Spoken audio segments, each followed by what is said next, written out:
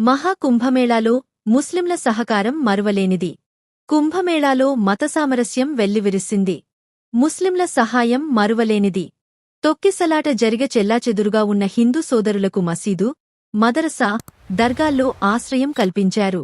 ఉత్తరప్రదేశ్లోని ప్రయాగ్రాజ్లో జరిగిన 2025 మహాకుంభమేళా కేవలం ఒక మతపరమైన సమావేశం మాత్రమే కాదు, భిన్నత్వంలో ఏకత్వాన్ని ప్రతిబింబించే ఒక గొప్ప వేడుక లాంటిది.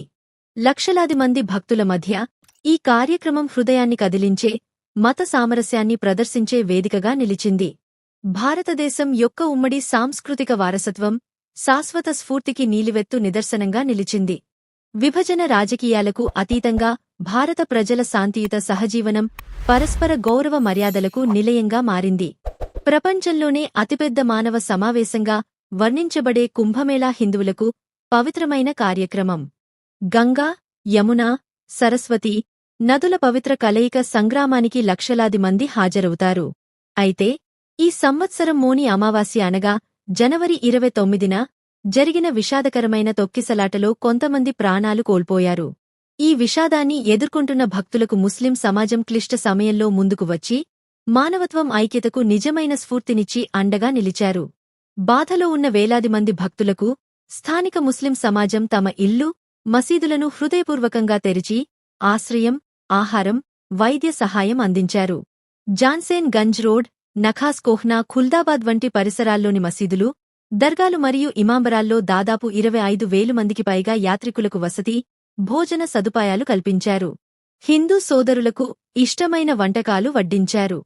ప్రయాగ్రాజ్లోని ముస్లిం సమాజం అందించిన సహాయక చర్యలు మానవత్వం, మతపరమైన సరిహద్దులను అధిగమించాయి అనడంలో సందేహం లేదు. బహదూర్ గంజ్ నివాసి ఇర్షాద్ మాట్లాడుతూ, హిందూ సోదరులు మా అతిథులు, మేము వారికి ఎన్నివేల సేవ చేస్తామని చెప్పినప్పుడు అతని కళ్లల్లో కనబడిన ఆనందం వర్ణించలేనిది. అదేవిధంగా అప్నా చౌక్కు చెందిన ఉపాధ్యాయుడు మసూద్ అహ్మద్ మాట్లాడుతూ, కుంభమేళాకు వచ్చిన భక్తులు ఎటువంటి సమస్యలను ఎదుర్కోకోకుండా చూడడమే తమ లక్ష్యమని తెలిపారు.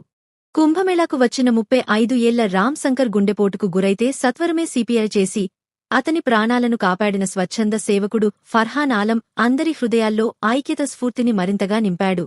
ఇలాంటి సంక్షోభ సమయాల్లో మానవత్వం ముందు ఉంటుందని అందరికీ గుర్తు చేసింది. కుంభమేళా భక్తుల భద్రత, శ్రేయస్సు కోరుకు ముస్లింలు అహర్నిశలు కృషి చేశారు.